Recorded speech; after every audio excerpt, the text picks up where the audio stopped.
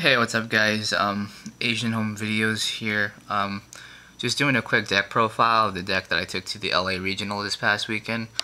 I ended up getting 19th place with this, so I did alright with it.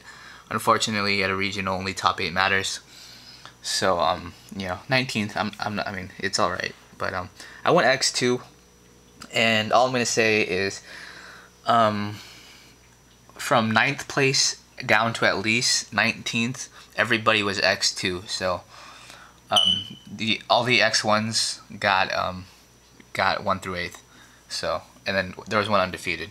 So anyways, I'm gonna do, that's the deck list. I'm gonna do explanations. So the video is gonna be pretty long. The Inzektor engine, 3 Centipede, 2 Ladybug, 2 Hopper, 1 Gigamantis, 1 Hornet, and 1 Dragonfly. Your basic Inzektor engine. I went with double Hopper over triple Ladybug. I know you guys are like thinking Inzektor's Billy Brick. Why isn't he running triple Ladybug? I don't like 3 Ladybug. I think 2-2 is a perfect mix. Hopper is a monster you can actually summon and swing over stuff. And Hopper, like if you equip a Ladybug to a Hopper, it's like a 2200 beater, so it is pretty big. And Hopper with the sword, it's just a monster that can swing over stuff. It gives you another option. It gives you another monster to bring out with Dragonfly if you happen to run out of Centipedes, which does happen because there's a very limited amount of Inzektors. So, yep. And then the one of Dragonfly is a pretty good card. I opted to run Gores. I like Gores. I think Gores is too good not to run. I know you run Call of the Haunted, but Gores is too good not to run. Dark Armed is a horrible card. It's not consistent enough in this deck. I played 10 rounds. I did not drop the card once. I drew into it a few times, and it was a dead draw every time I drew into it. I'm taking that out, and I'm going to add tour guides into the deck. I'll probably just add 2 tour guides and run 42 because I'm running 41. But Dark Armed Dragon was horrible. 2 Card Troopers, 2 Tomatoes. Tomatoes are really good. Sangan was good. Triple Typhoon, Heavy. These are your staples. I'm not going to say anything about them. 1 Foolish, 1 Allure, pretty good. Double Duality, and then double Lance and double Sword. 2 is the right number for the swords, and I went double Lance. Lance is really good, especially games 2 and 3 when they side like shadow mirrors. Like Lance could be game breaking at times, just to make sure your monster effects go through over shadow mirror. And like if they set like a lot of back row because they think they have an answer to your Centipede or your Dragonfly, and like they bottomless or torrential your monster and you lance it, and they don't have an answer to the Lance, those plays are game breaking. And Lance won me a few games today because people would set a lot because they thought they had an answer, but they didn't. And yeah, Lance was really good. Zetkals, your OTK enabler card, gets your monster back to your hand. It's good. And then I ran a lot of 1-ofs. I will explain these. Yeah, those are the traps. Anyways, Compulse was good. I didn't bounce any of my opponent's monsters today with Compulse. Or, I mean, at the regional, I just compulsed my own monsters. Compulse lets you, use your monster effects again. Compulsing a Dragonfly is really good. And, you can bounce your opponent's monsters as well, but I did not bounce any because I didn't have to. 1 Torrential, 1 Bottomless. I went with 1 Torrential because, the idea that you're going to have Field Presence, you're going to have a Dragonfly or a Centipede on board, and Bottomless, like, just good removal, though. 1-ofs don't hurt. I went with 1 Solemn Warning, 1 Solemn Judgment. I know some people, like most people run triple Solemn, but I just went 1 of each. And some people go double Warning and no Solemn Judgment because if you open up Solemn Judgment, you're forced to play it. And I understand that, but I went 1 of each because in this deck you're running small monsters like this, and you're gonna have to take damage. And you can't afford to pay life points in this deck, and that's why I went with 1 of each. And this worked out perfectly fine. I mean, I went X2, so. Like, I wouldn't have run the second warning. I don't like 2 warnings in this deck just because you have to take damage, and there are some hands that you open up really bad, like maybe a Ladybug and nothing else, and there's some hands you can't work with, so you're just gonna have to take the hits, and yeah, that's the reasoning behind that.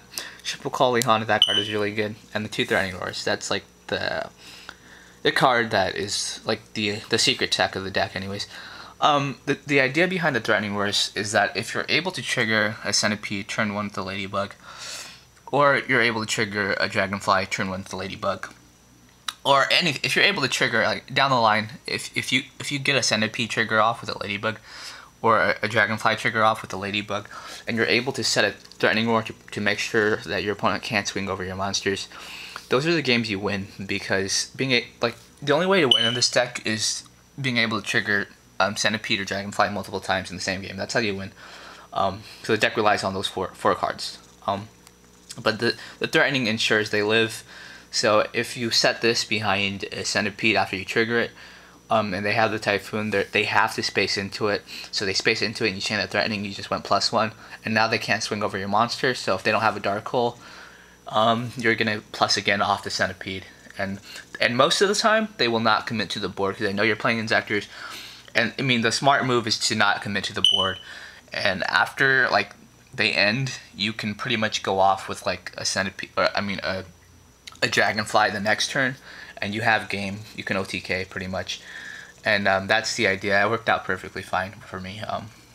Yeah, it was good. Anyways, that's the deck list. Hope you guys enjoyed it.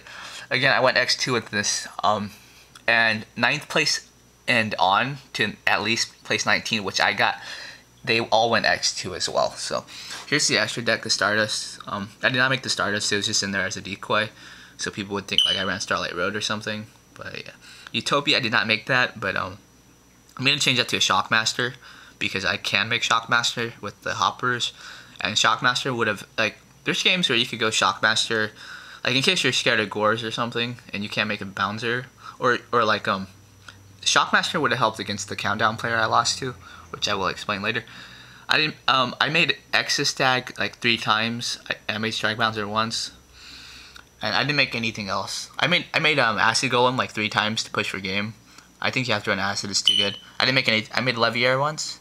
I made Tempo once. I made Zemates once, and I made this 3 times obviously with the Exostag. I made Chimera Tech once. That's what I played against. My only losses were to Agents in Countdown. But because I lost early, that's why I placed like so far out. I lost back-to-back really early. I lost to Agents because he drew into his side, and once he crowed my Hornet and I couldn't do anything, so I lost. And then he had a Shadow Mirror like game 3 because I won game 1, and I couldn't get over it. Like I didn't draw into any removal at all, so I lost.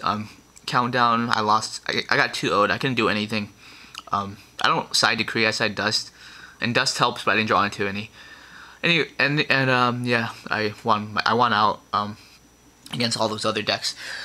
But that's the deck list. Hope you guys enjoyed. Also, what else? I wanted to say something.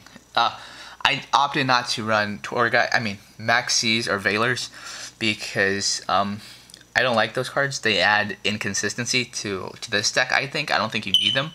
They're just nice to have, but again, those cards are dead if your opponent doesn't do anything, so they're just there to answer your opponent. I don't like cards like that.